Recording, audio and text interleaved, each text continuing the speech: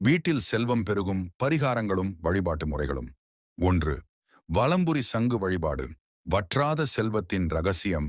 வலம்புரி சங்கு என்பது மகாவிஷ்ணுவின் கையில் இருக்கும் ஒரு புனித பொருளாகும்.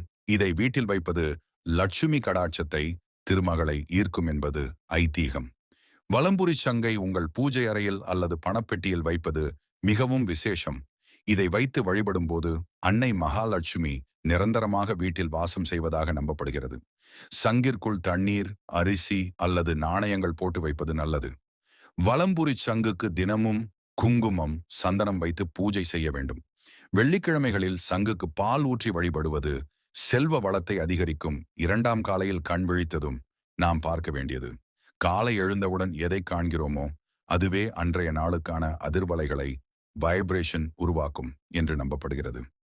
உள்ளங்கைகள் காலையில் எழுந்ததும் படுக்கையை விட்டு இறங்காமல் உங்கள் இரு உள்ளங்கைகளையும் சேர்த்து பார்த்தபடி கராக்ரே வசதே லக்ஷ்மி என்ற ஸ்லோகத்தை சொல்லி வழிபடுவது நாள் முழுவதும் செல்வத்தையும் வெற்றியையும் ஈர்க்கும். பூஜை அறையில் இருக்கும் லட்சுமி, குபேரன் அல்லது உங்களுக்கு பிடித்த தெய்வத்தின் படத்தை பார்ப்பது நேர்மறை ஆற்றலை அதிகரிக்கும். 3.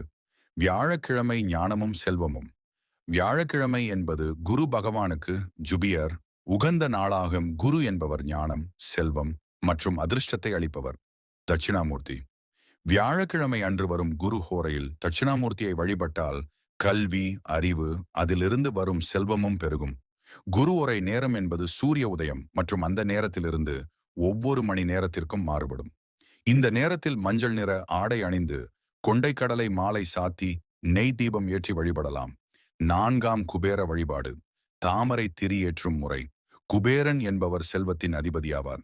இவரை வழிபடுவது பணவரவுக்கு இருக்கும் தடைகளை நீக்கும். தாமரை திரி, தாமரை தண்டு திரி. தாமரை தண்டு திரி கொண்டு விளக்கேற்றுவது மிகவும் விசேஷமானது. ஏனெனில் தாமரை என்பது லட்சுமியின் இருப்பிடமாகும். குபேரனை லட்சுமிக்கு உகந்த திரி கொண்டு வழிபடும் போது செல்வம் பெருகும்.